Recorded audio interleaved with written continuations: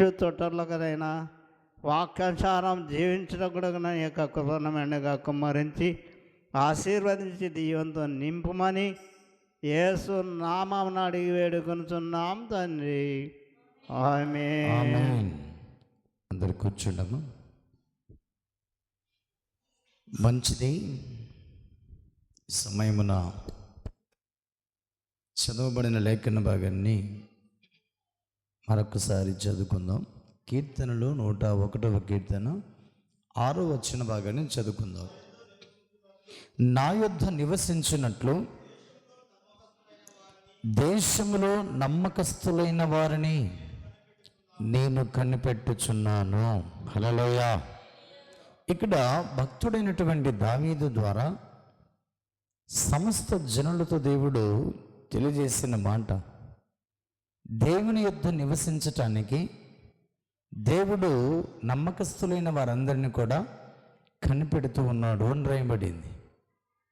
నిజంగా ఈ 2025వ సంవత్సర కాలం ప్రారంభ దినాలు మొదలుకొని ముగింపు దినాలలో ఉన్నటువంటి మనమందరం కూడా ఆయన సన్నిధిలో ఎలాగ ఉంటే ఆయన సన్నిధిలో నిలబెడతాడో దేవుడు చాలా స్పష్టంగా తెలియజేస్తూ ఉన్నాడు.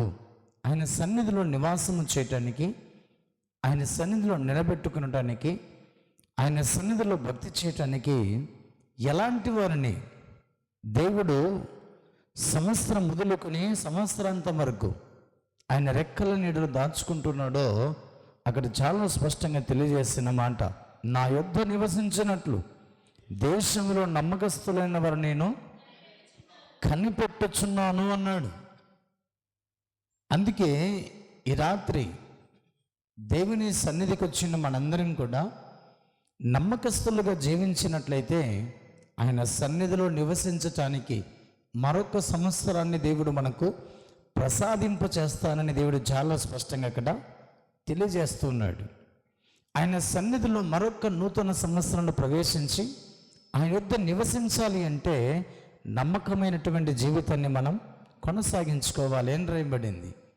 ఆయన యొద్ద నివసించినట్లుగా ఆయనను స్తుతించేటువంటి భక్తులుగా ఉండేటువంటి రీతిగా మనం ఉండాలంటే నమ్మకస్తులైన వారిగా మనము జీవితాన్ని కొనసాగించుకోవాలి అన్న భావాన్ని దేవుడు చాలా స్పష్టంగా అక్కడ తెలియజేస్తున్నాడు.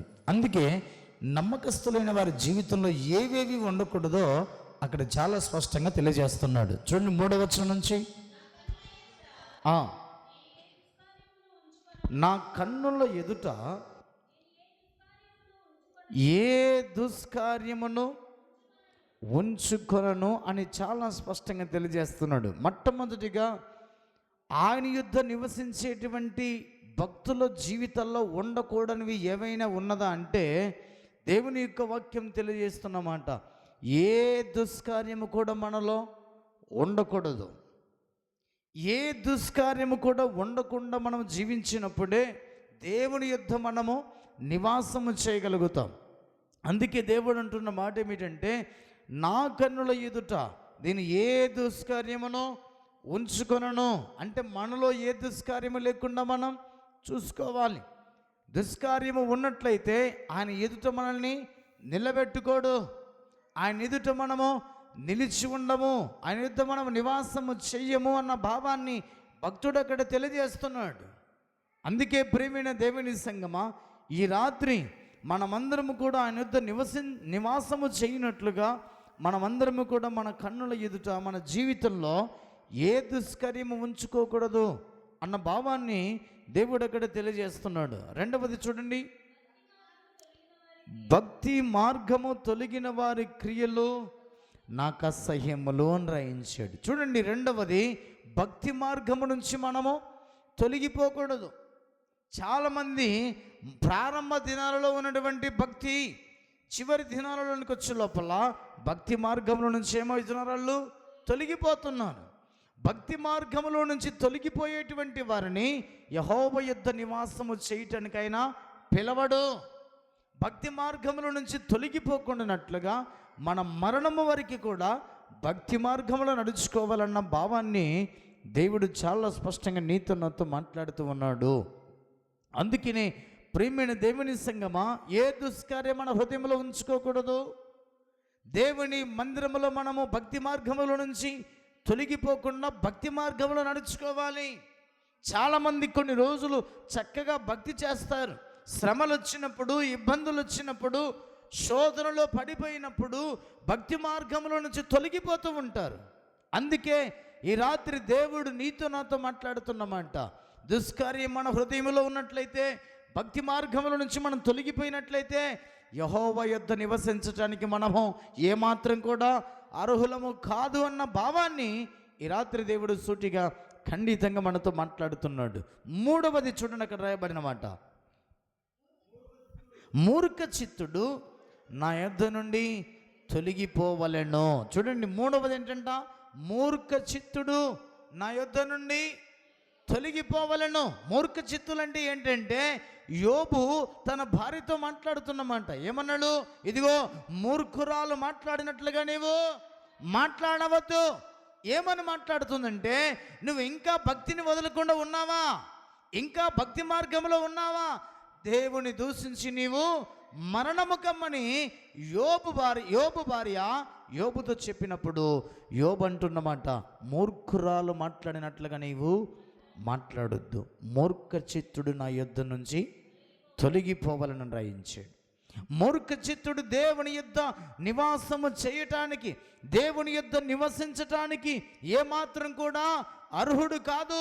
ఈ మూడు మన జీవితంలో ఉంటే దేవుని యొద్ద మనం నివసించటానికి అర్హులమో కాదు అన్న భావాన్ని దేవుడు చాలా సూటిగా మాట్లాడుతున్నాడు. అందుకే ఈ రాత్రి దేవుని యొక్క వాక్యం తెలియజేస్తున్న రీతిగా మన జీవితంలో మనము యెహోవా యొద్ద నివసించటానికి దేశంలో నమ్మకస్తులైన వారిని దేవుడు కనిపెడుతున్నాడంట.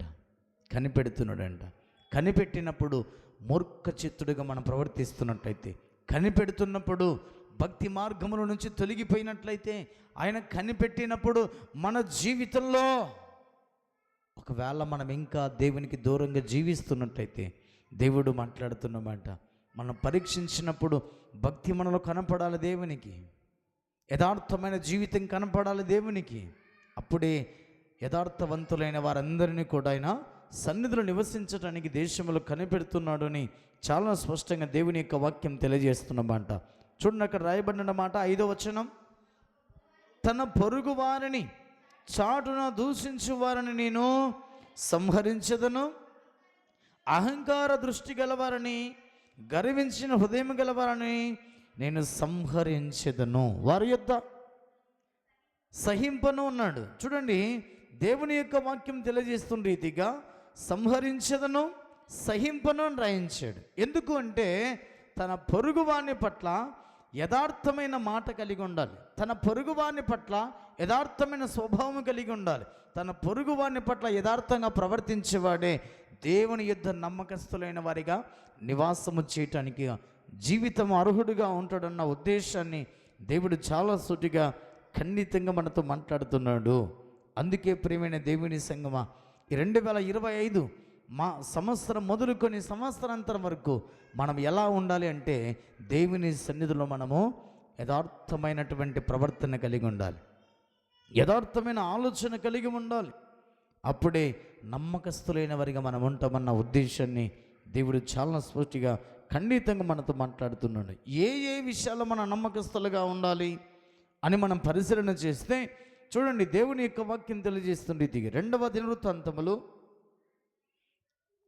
మనం ఏ విషయంలో మన నమ్మకస్తులుగా ఉంటే ఆయన యుద్ధ నివసించటానికి దేవుడు ఆయన సన్నిధిలో నిలబెట్టుకుంటాడో చాలా సూటిగా ఖండితంగా మనందరితో మాట్లాడుతున్నమాట. 2వ దినవృత్తాంతములు 31వ అధ్యాయం, 2వ దినవృత్తాంతములు 31వ అధ్యాయం 20వ వచన భాగాన్ని చదువుకుందాం. హిజ్కియా యూదా దేశమంతలను ఇలాగున జరిగించి తన దేవుడైన యెహోవా దృష్టికి అనుకూలముగాను యథార్థముగాను నమ్మకముగాను పని చేయుచు వచ్చెను అని రాయబడింది. హల్లెలూయా. చూడండి, యథార్థముగాను నమ్మకముగాను పని చేయుచు వచ్చెను అని రాయబడింది. దేవుని పని విషయంలో మనం ఎలా ఉండాలంటే నమ్మకమైనటువంటి స్వభావము కలిగి ఉండాలి. దేవుని పని విషయంలో ఎప్పుడైతే మనం నమ్మకంగా ఉంటామో అప్పుడు దేవుడు ఆయన యుద్ధ నివసించటానికైనా నిలబెట్టుకుంటాడు అన్న భావాన్ని దేవుడు చాలా సూటిగా మాట్లాడుతున్నాడు. ఇప్పుడు మన యుద్ధ నమ్మకంగా పనిచేసేవాడు వారిని ఎప్పుడు కూడా మనం పనిలో నుంచి తీసేయలేం. నమ్మకంగా పనిచేశాడు అనుకోండి, వాడు చిరకాలము మన యుద్ధనే పని చేస్తాడు. ఎందుకంటే నమ్మకమైన వారిని ఆయన యుద్ధ నివసించినట్లుగా యెహోవా దేశమందు నమ్మకస్తులైన వారిని కనిపెడుతున్నాడు. అందుకే నమ్మకమైనటువంటి స్వభావం కలిగిన వాడు ఎవరు? హిజ్కియా యెహోవా మందిరములో దేవుని సన్నిధానములోన అతడు యథార్థముగాను నమ్మకముగాను పని చేస్తూ వచ్చాడు అని రాయబడింది. నువ్వెక్కడ పని చేస్తున్నావో అక్కడ నమ్మకంగా నువ్వు దేవునికి కనపడాలి. ఏ విషయంలోనైనా, నువ్వే స్థలములోనైనా, ఏ పరిస్థితుల్లోనైనా, ఉద్యోగ విషయంలో, కూలి పని విషయంలో, పొలం పనుల విషయంలో, ప్రతి విధమైనటువంటి వాటిలో నువ్వు ఎక్కడైతే నమ్మకంగా ఉంటావో అప్పుడు దేశమందు నమ్మకస్తులైన వారిని దేవుడు కనిపెట్టి ఆయన సన్నిధిలో నివసింప చేయటానికి కనిపెట్టిన రీతిగా ఆయన సన్నిధిలో నివాసము చేస్తామన్న భావాన్ని దేవుడు చాలా సూటిగా ఖండితంగా మాట్లాడుతున్నాడు. అందుకే నమ్మకస్తులైన వారు మనం ఎలా ఉండాలంటే దేవుని పని విషయంలో మనం నమ్మకంగా ఉండాలి. అందుకే చూడండి, దేవుని యొక్క వాక్యం తెలియజేస్తున్న రీతిగా రెండవ రాజులు హిజ్కియా ఎప్పుడైతే తన జీవితంలో నమ్మకంగా పనిచేస్తూ వచ్చాడో 20వ అధ్యాయం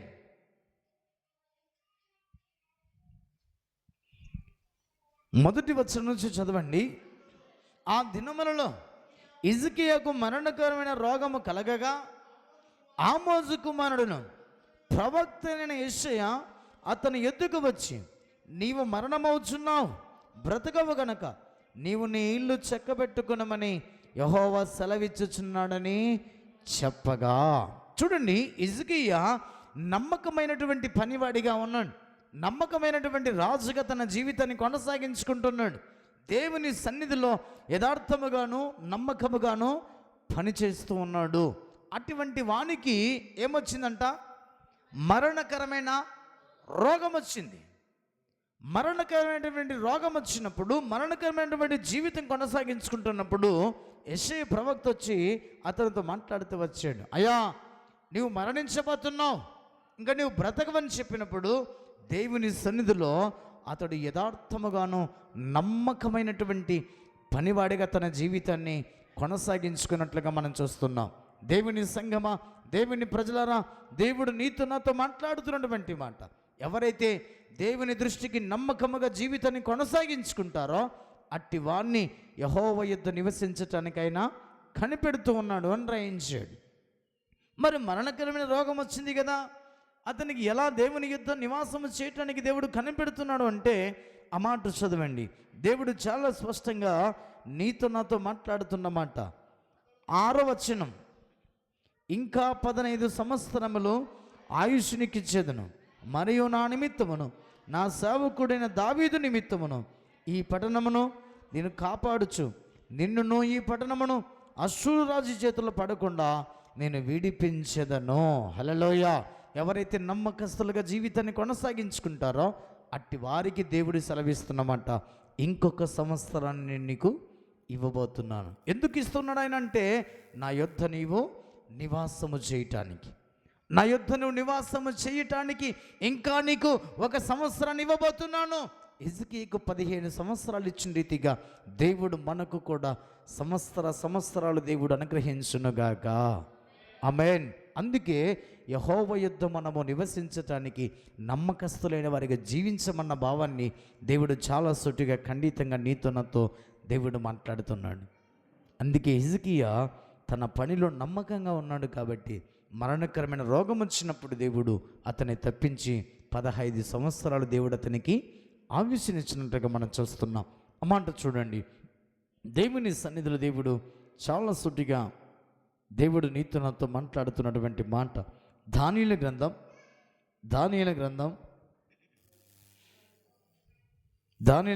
6వ అధ్యాయం దానియేలు గ్రంథం 6వ అధ్యాయం 4వ వచనం చూడండి.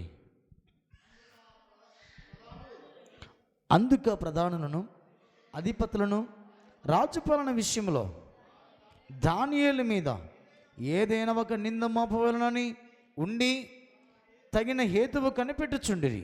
కానీ దానియేలు నమ్మకస్తుడై ఏ నేరమైనను ఏ తప్పిదమైనను చేయువాడు కాడు గనక దానియేలులో తప్పైనను లోపమైనను కనుగొనలేకపోయిరి. చూడండి, ప్రధానులందరూ కలిసి దానియేలు మీద ఏదైనా ఒక నింద మోపాలనుకున్నారు. ఏదైనా ఒక నింద మోపాలనుకొని అతన్ని కనిపెడుతూ ఉన్నారు. కానీ దానియేలు ఎలాంటి వాడంట? నమ్మకంగా పనిచేస్తున్న వాడిగా ఉన్నాడు. నమ్మకముగా రాజు దగ్గర పనిచేసిన వాడిగా ఉన్నాడు. నమ్మకస్తులైన వారిని ఆయన యుద్ధ నివాసము చేయటానికి దేశంలో ఉన్న వారందరినీ కూడా ఆయన కనిపెడుతున్నాడు. కానీ దానియేలు దేవుని దృష్టికి, రాజుగారి దృష్టికి నమ్మకముగా పనిచేసిన వాడిగా ఉన్నాడు. అందుకే ప్రియమైన దేవుని సంగమ, దేవుడు మాట్లాడుతున్నామంట, దానియేలును దేవుడు ఆశీర్వదించిన విధానాన్ని మనం చూస్తున్నాం. ఎందుకంటే దానియేలు నమ్మకస్తుడుగా పనిచేస్తూ ఉన్నాడు. నమ్మకమైన తన జీవితాన్ని కొనసాగించుకుంటూ ఉన్నాడు.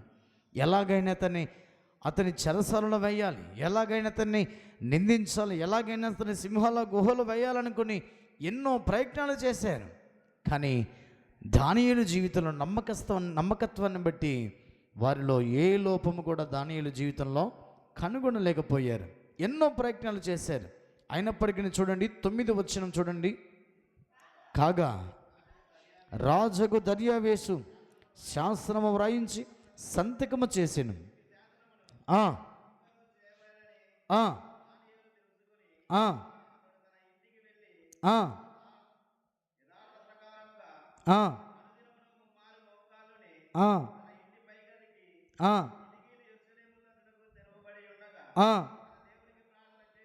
ఆ ఇక చూడండి, ఒక శాసనాన్ని తయారు చేశారు.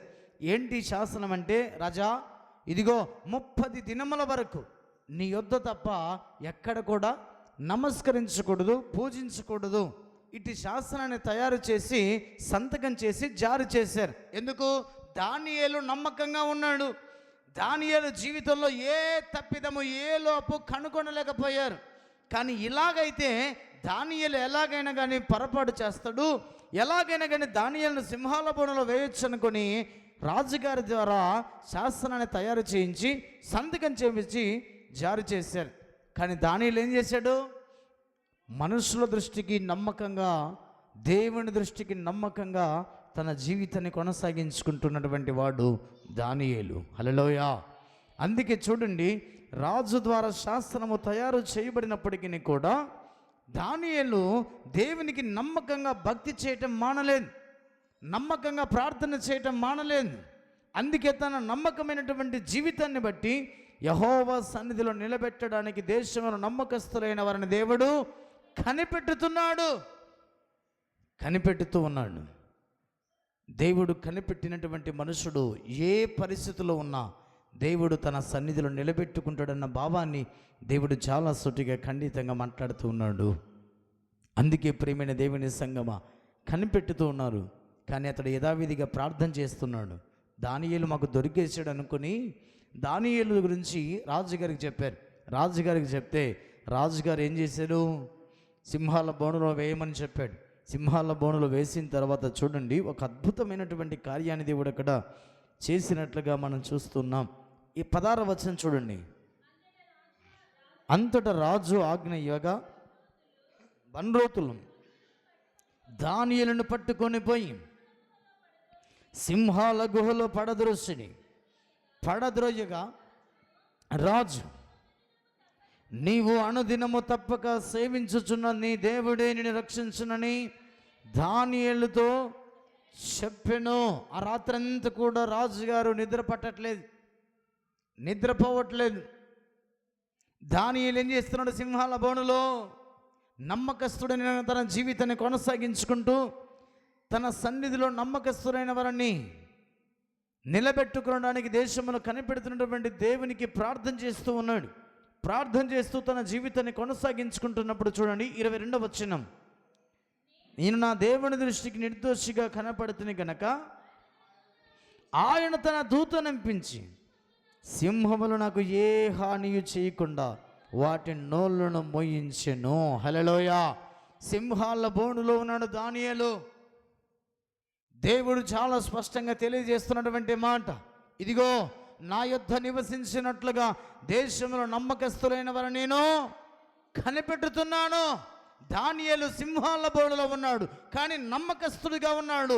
సింహాలు ఏ హాని కూడా చేయకుండా దానియేలు చుట్టూ దేవుని దూతల కంచె వేసి కాపాడినట్లుగా మనం చూస్తున్నాం.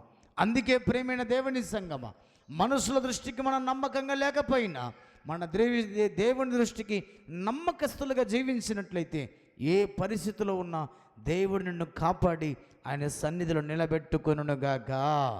ఆమేన్. దేవుని సన్నిధిలో నమ్మకస్తుడిగా జీవించాడు దానియేలు. కానీ సింహాల బోనులో ఉన్నాడు, కానీ సింహాలు ఏ హాని చేయకుండా వాటి నోలను దేవుడు మూసివేయించాడు. కారణం ఏంటంటే దానియేలు దేవుని సన్నిధిలో నమ్మకస్తుడిగా జీవించాడు, నమ్మకస్తుడిగా బ్రతికాడు. మన జీవితంలో కూడా దేవుని సన్నిధిలో నమ్మకంగా జీవించినట్లయితే రోగాలు వచ్చినా, సమస్యలు వచ్చినా, ఇబ్బందులు వచ్చినా, నా జీవితంగా 2025 సంవత్సరంలో ముగించబడుతుంది అనుకున్నా దేవుడు నీకు ఆయుస్సుని ప్రసాదింపచేసి 2026వ సంవత్సరంలో ఆయన సన్నిధిలో నిలబెట్టుకొనుగాక. ఆమేన్. అందుకే నమ్మకస్తులుగా బ్రతకాలి, నమ్మకస్తులుగా జీవితాన్ని కొనసాగించుకోవాలి. తల్లిదండ్రుల యొద్ద, ప్రజల ఎదుట, దేవుని ఎదుట, ఆయన సన్నిధిలో నువ్వు నమ్మకంగా జీవించినట్లయితే దుష్టుడు నీ మీద ఎన్ని అపనిందలు మోపాలనుకున్నా, నీ జీవితంలో ఎన్నో విధాలుగా నిన్ను నాశనం చేయాలనుకున్నా, నువ్వు దేవుని దృష్టికి నమ్మకంగా ఉన్నట్లయితే ఆయన సన్నిధిలో మనం నిలబెట్టుకొనుగాక. ఆమేన్. అందుకే దానియేలు మీద ఎన్నో విధాలుగా అతనికి శిక్ష విధించాలనుకున్నారు, ఎన్నో విధాలుగా అతని మీద నేరాలు మోపాలనుకున్నారు. కానీ ఏ తప్పిదము కూడా, అతని లోపములు కూడా అతని జీవితంలో కనిపెట్టలేకపోయారు. అంత నమ్మకస్తుడిగా దానియేలు జీవించాడు. అందుకే సింహాల పాలు కాకుండా దానియేలును కాపాడి ఆయన సన్నిధిలో నిలబెట్టుకున్న దేవునికి మహిమ, ఘనత, ప్రభావములు కలుగునుగాక. ఆ మాట చదవండి. 27, 28 వచ్చిన భాగాలు. ఆయన విడిపించువాడను రక్షించువాడనై ఉండి పరమందును భూమి మీదను సూచక క్రియలను ఆశ్చర్యమైన కార్యములను చేయవాడు ఆయనే. సింహాల నోటి నుండి ఈ దానియేలును రక్షించెను అని వ్రాయించెను. ఈ దానియేలు దర్యావేషు ప్రభుత్వ కాలమందును పారసీకుడకు కోరేసు ప్రభుత్వ కాలమందును వర్ధిల్లుతూ వచ్చెను. హల్లెలూయా. ఇంకా అయిపోయింది నా జీవితం అనుకునే పరిస్థితుల్లో సింహాల బోనులో నుంచి క్షేమముగా తీసుకుని వచ్చి దర్యావేషు కాలములో దేవుడు అతన్ని వర్ధిల్లింపచేసిన రీతిగా మనం చూస్తున్నాం. అందుకే ప్రేమైన దేవుని సంగమా, దేవుని దృష్టికి నమ్మకస్తులుగా మనం బ్రతికినట్లయితే ఏ పరిస్థితుల్లోనైనా కానీ దేవుడు మనల్ని ఆయన కనిపెడుతున్నాడు కాబట్టి ఆయన లేవనెత్తి ఆయన సన్నిధిలో నిలబెట్టుకుంటాడన్న భావాన్ని దేవుడు చాలా సూటిగా మాట్లాడుతున్నాడు. అందుకే దర్యావేషు కాలములో, కోరేషు కాలములో దానియేలు ఎలా ఉన్నాడంట? వర్ధిల్లుతూ ఉన్నాడంట. కారణం ఏంటంటే నమ్మకస్తుడైన వాని దేవుడు కనిపెడుతున్నాడు. దానియేలు వర్ధిల్లుతూ ఉన్నాడు. ఎందుకు అతడు వర్ధిల్లుతూ వచ్చాడంటే ఆ మాట చదవండి. సామెతలు 28:20. సామెతలు 28:20. నమ్మకమైన వానికి దీవెనలు మెండుగా కలుగును. హల్లెలూయా. నమ్మకమైన వానికి దీవెనలు మెండుగా కలుగుతున్నాయి. అందుకే హిజ్కియాకు ఏ మేలు కలిగింది? దీర్ఘాయుష్షు అనే మేలు కలిగినట్లుగా మనం చూస్తున్నాం. అతని జీవితంలో మరణకరమైన రోగం వచ్చినా దేవుడు అతని జీవితంలో మరణకరమైన రోగాన్ని తొలగించి 15 సంవత్సరాలు అతనికి ఆరోగ్యం ఇచ్చాడు, ఆయుష్నిచ్చాడు. నమ్మకమైన వానికి మెండైన దీవెనలు కలుగుతాయని దేవుడు మాట్లాడుతున్నాడు. దానియేలుకి ఏ మేలు కలిగింది? సింహాల నోటిలో నుంచి దేవుడు విడిపించాడు. అతనికి కోరేషు కాలంలో తన జీవితంలో వర్ధిల్లుతూ వచ్చినట్లుగా మనం చూస్తున్నాం. దేవుని సంగమా, ఈ రాత్రి దేవుడు నీతో నాతో మాట్లాడుతున్నాడు. సంవత్సరం మొదలుకొని సంవత్సరాంతం వరకు దేవుడు కాపాడుతూ వచ్చాడు.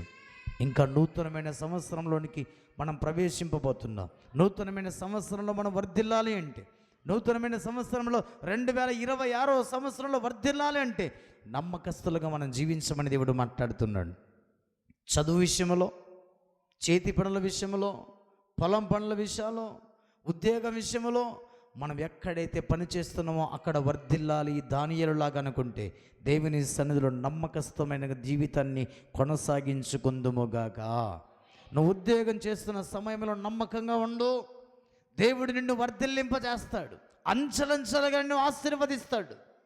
అందుకే మన జీవితంలో నమ్మకం అనేది చాలా ప్రధానమైనది. అందుకే దేవుడు తెలియజేస్తున్నమాట, నమ్మకమైన వానికి దీవెనలు మెండుగా వస్తాయంట. మెండుగా వస్తాయి అనుకోండి. అందుకే ఇప్పుడు ప్రధానులందరూ కలిసి దానియేలు మీద ఎలాగైనా నింద మప్పాలనుకున్నారు. కానీ దేవుని దృష్టికి నమ్మకంగా ఉన్నాడు. కోరేషు కాలములో, దర్యావేషు కాలములో దేవుడు దానియేలును వర్ధిల్లింపజేశాడు. మెండైన దీవెన అతనికి ప్రసాదింపజేస్తూ వచ్చాడు. ఈ రాత్రి దేవుడు నీతో నాతో మాట్లాడుతున్నమాట. ఒక్కసారి జ్ఞాపకం చేసుకుందాం. ప్రభువు సన్నిధికి వచ్చిన మనందరం కూడా నమ్మకస్తులుగా జీవితాన్ని కొనసాగించుకుందాం. మెండైన ఆశీర్వాదం, మెండైన ఆరోగ్యం, మెండైన దీర్ఘాయుష్ని, మెండైన మేలును, శత్రువు నుంచి కాపాడబడేటువంటి ఆరోగ్యాన్ని దేవుడు మనకు ప్రసాదింపచేయాలంటే నమ్మకమైనటువంటి వానికి దీవెనలు మెండుగా కలుగుతున్నాయన్న భావాన్ని కలిగి నమ్మకస్తులైన జీవితాన్ని కొనసాగించుకోమని దేవుడు మాట్లాడుతున్నాడు. ఆయన సన్నిధిలో నమ్మకంగా బ్రతకాలి. ఒక మాట చదువుకుందాం. సంఖ్యాకాండం 12వ అధ్యాయం 7వ వచనం చూడండి. అతడు నా ఇల్లంతటిలో నమ్మకమైన వాడు. ఎవరి గురించి రాయించాడు దేవుడు అక్కడ? మోషే గురించి దేవుడు రాస్తూ వచ్చాడు అక్కడ. మోషే ఎలాంటి వాడంట? తన ఇల్లంతటిలో నమ్మకమైన వాడు. మనము కూడా దేవుని ఇల్లంతటిలో నమ్మకమైన వారికి జీవితాన్ని కొనసాగించుకుందుముగాక. ఆమేన్. అందుకే మోషే మంచి నాయకుడిగా ఉన్నాడు. ఇశ్రాయేలుల ప్రజలందరినీ కూడా ఐగుప్తు నుంచి కానానుకు నడిపించిన నాయకుడిగా మోషే ఉన్నాడు.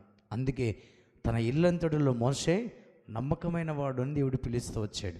మనము మన ఇంటిలో, దేవుని ఇంటి సంఘముతో మనమందరం కూడా నమ్మకంగా ఉండాలన్న భావాన్ని దేవుడు చాలా స్పష్టంగా నీతో నాతో మాట్లాడుతూ ఉన్నాడు. అందుకే చూడండి, ఎంతవరకు ఉండాలా మన నమ్మకంగా, ఎంతవరకు ఉండాలా మన నమ్మకంగా? ఆ మాట చదువుకుందాం, ముగించబోతున్నా. ప్రకటన గ్రంథం 2వ అధ్యాయం, ప్రకటన గ్రంథం 2వ అధ్యాయం 10వ వచన భాగాన్ని చూడండి. ఇదిగో మీరు శోధించబడినట్లు అపవాది మీలో కొందరిని చెరలో వేయింపబోతున్నాడు. 10 దినములు శ్రమ కలుగును. మరణము వరకు నమ్మకముగా ఉండము, నేను నీకు జీవ కిరీటమును ఇచ్చెదను. ఈ రాత్రి దేవుడు నీతో నాతో మాట్లాడుతున్న మాట ఏమిటంటే, మరణము వరకు మనం ఎలా ఉండాలంట? నమ్మకముగా ఉండాలి. అప్పుడు ఆయన మనకు జీవ కిరీటాన్ని ప్రసాదింపజేస్తాడంట. మరణం వరకు నమ్మకంగా ఉండాలి. ఈ భక్తి జీవితంలో మనం అందరం కూడా ఎప్పుడైతే మరణం వరకు నమ్మకంగా ఉంటామో జీవ కిరీటాన్ని పొందుకుంటామన్న భావాన్ని దేవుడు తెలియజేస్తున్నాడు. అందుకే ప్రేమైన దేవుని సంగమా, మరణం వరకు నమ్మకంగా జీవించి ఈ క్రైస్తవ విశ్వాస భక్తి జీవితంలో మనమందరం కూడా నమ్మకమైనటువంటి జీవితాన్ని కొనసాగించుకునే వానికి మెండైన దీవెనలు కలుగుతాయి. కొంతకాలం నమ్మకంగా ఉంటే సరిపోదు. మరణం వరకు మనము దేవుని మందిరంలో, మన ఇంటిలో, మన కుటుంబ సభ్యుల జీవితాల్లో, దేవుని మందిరంలో, పని విషయంలో నమ్మకంగా మనం కనపడాలి. అప్పుడే ఆయన సన్నిధిలో మనమందరం కూడా మెండైన దీవెన పొందుకున్న దానియేలులాగా, మెండైన ఆరోగ్యం పొందుకున్నటువంటి ఎజికియేలాగా మన జీవితాన్ని కొనసాగించుకుంటామన్న భావాన్ని దేవుడు చాలా సూటిగా ఖండితంగా నీతో నాతో దేవుడు మాట్లాడుతున్నాడు. ఆ మాట చూసి ముగించుకుందాం. మత్తయి సువార్త 25వ అధ్యాయం మత్తయి సువార్త 25వ అధ్యాయం. మత్తయి సువార్త 25వ అధ్యాయం 21వ వచనం. అతని యజమానుడు, బలా నమ్మకమైన మంచి దాసుడా, నీవు కొంచెములో నమ్మకముగా ఉంటివి, నిన్ను అనేకమైన వాటి మీద నియమించెదను, నీ యజమానుని సంతోషములో పాలు పొందుదమని అతనితో చెప్పెను. హల్లెలూయా. మన యజమానుడైనటువంటి యేసుక్రీస్తు సంతోషములో మనం పాలు పొందాలంటే, మన యజమానుడైన యేసుక్రీస్తు రాజ్యములో మనం ప్రవేశించి ఆ సంతోషములో మనం పాలు పొందాలి అంటే మరణము వరకు మనమందరము కూడా నమ్మకముగా ఉండాలి. దేవుడు మనకిచ్చిన పనిలో, దేవుడు మనకిచ్చిన బాధ్యతలో, దేవుడు మనకి అప్పగించిన కుటుంబములో, ఉద్యోగములో, ప్రతి విధమైన వాటిలో మనం నమ్మకంగా జీవించినట్లయితే, బలా నమ్మకమైన మంచిదాసుడా, మంచిదాసురాలా, నీ యజమానుని యొక్క సంతోషంలో నీవు పాలు పొందుము అని రాయించాడు. అందుకే ప్రియమైన దేవుని సంగమా, మనమందరము కూడా కొంచెములో మనం నమ్మకంగా ఉండాలి. మనకు అప్పగించిన వాటిలో నమ్మకంగా జీవితాన్ని కొనసాగించుకోవాలి. సంవత్సరాలు మొదలుకొని సంవత్సరాంతం వరకు ఎప్పుడైతే దేవుని దృష్టికి నమ్మకంగా బ్రతుకుతామో మెండైన దీవెన కలుగుతుంది. ఆయన యుద్ధ నివసించటానికి దేవుడు నమ్మకస్తులైన వారిని దేశంలో కనిపెడుతూ ఉన్నాడు. కనిపెట్టి ఏం చేస్తున్నాడు? ఆయన చెంతకు చేరుస్తున్నాడు. సింహాల బోనులో ఉన్న దానియేలును దేవుడు వర్ధిల్లింపచేశాడు. మరణకరమైన రోగం వచ్చిన హిజ్కియాను దేవుడు 15 సంవత్సరాల ఆయుష్నిచ్చి ఆయన సన్నిధిలో నిలబెట్టుకున్నాడు. అందుకే ఏ పరిస్థితులు ఉన్నా, ఎక్కడున్నా మనం నమ్మకంగా జీవించినట్లయితే బలా నమ్మకమైన మంచిదాసుడా, మంచిదాసురాలా అని పేరు పిలుస్తున్నాడు.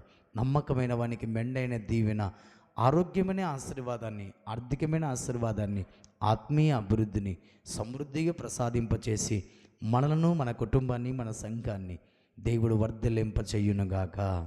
ఆమేన్. మోకరించండి, తలలు వంచండి. ప్రభువు సన్నిధికి వచ్చిన మనందరం కూడా ఒక్కసారి జ్ఞాపకం చేసుకుందాం. అమ్మా, ఈ 2025వ సంవత్సరం మొదలుకొని, మొదటి దినాన్ని మొదలుకొని ఈ సంవత్సరాంతం వరకు కూడా దేవుడు మనల్ని కాపాడుతూ వచ్చాడు, సంరక్షిస్తూ వచ్చాడు, ఆరోగ్యం ఇస్తూ వచ్చాడు. ఇదిగో మరలా 2026వ సంవత్సరంలో ఆయన సన్నిధిలో నిలబెట్టుకునడానికి నమ్మకస్తులైన వారిని దేవుడు కనిపెడుతున్నాడు. మెండైన దీవెన ఇవ్వటానికి, ఆరోగ్యమైన దీవెన ఇవ్వటానికి, రక్షణ దీవెన ఇవ్వటానికి ఆయన సన్నిధిలో కనిపెడుతున్నాడు. నువ్వు నమ్మకస్తుడిగా ఉన్నావా? నమ్మకస్తురాలుగా ఉన్నావా? దేవుడు మాట్లాడుతున్నమాట, దేవుడు తెలియజేసినమాట, దేవుడు స్పష్టంగా నీతో నాతో మాట్లాడుతున్నమాట. మోషే నా ఇల్లంతటిలో నమ్మకమైన వాడిగా ఉన్నాడని రాస్తొచ్చాడు. ప్రేమైన దేవుని సంగమా, బలా నమ్మకమైన మంచిదాసుడా, బలా నమ్మకమైన మంచిదాసురాల, కొంచెములో నీవు నమ్మకంగా ఉన్నావు, అనేకమైన వాటి మీద నువ్వు అధికారిగా నియమించబోతున్నాడు. కొరేషు కాలములో, దర్యావేషు కాలములో దానియేలు వర్ధిల్లుతూ వచ్చాడు, బలాభివృద్ధి పొందుతూ వచ్చాడు, అధికారిగా దేవుడు వృద్ధిపరుస్తూ వచ్చాడు. ప్రేమైన దేవుని సంగమా, ఎవరు నిన్ను నిందించాలనుకున్నా, ఒక మనుషుడు నిన్ను పతనం చేయాలనుకున్నా, నిన్ను నాశనం చేయాలనుకున్నా, నువ్వు పతనం కావు. ఎందుకంటే నీ దేవుడు నిన్ను కనిపెడుతున్నాడు. ఏది నిన్ను నాశనం చేయకుండా, ఏ నింద, ఏ అవమానం నిన్ను హేళన చేయకుండా నమ్మకంగా జీవిస్తున్న నీ జీవితాన్ని బట్టి దేవుని కన్ను దృష్టి నీ మీద ఉంచున్నది. ఎందుకు తెలుసా? ఆయన సన్నిధిలో నివాసము చేయటానికి దేశంలో నమ్మకస్తులైన వారిని దేవుడు కనిపెడుతున్నాడు. ఆయన సన్నిధిలో నివాసము చేయటానికి, ఆయన యుద్ధ నివసించటానికి దేశంలో నమ్మకస్తులైన వారిని ఈ రాత్రి దేవుడు కనిపెడుతున్నాడు. 2026వ సంవత్సరంలో ఆయన సన్నిధిలో నివసించటానికి దేవుడు కనిపెడుతున్నాడు. నమ్మకంగా ఉండు, మరణం వరకు నమ్మకంగా ఉండు. జీవకిరీటాన్ని ప్రభు ఇవ్వబోతున్నాడు. ప్రేమైన దేవుని సంఘమా, దేవుడు మాట్లాడుతున్నమాట. ఒక్కసారి జ్ఞాపకం చేసుకుందాం. ఒక్కసారి జ్ఞాపకం చేసుకుందాం. ప్రభువు సన్నిధిలో మనం అందరం కూడా ప్రార్థన పూర్వకంగా సిద్ధపడదాం. పాస్టర్ అమ్మగారు ప్రార్థన చేస్తారు. విత్తబడిన వాక్యం ప్రతి హృదయంలో నీరు కట్టి ఫలింపబడే రీతిగా మనందరం కూడా ఏకీభవించుదాం. దివ్యమైన తండ్రి, కృపగల దేవ, మీకు వందనాలు నాయన. నిజంగా ప్రభా, మన్నైనా మాకు మీ మాటలను అనుగ్రహించినందుకే మీకు వందనాలు.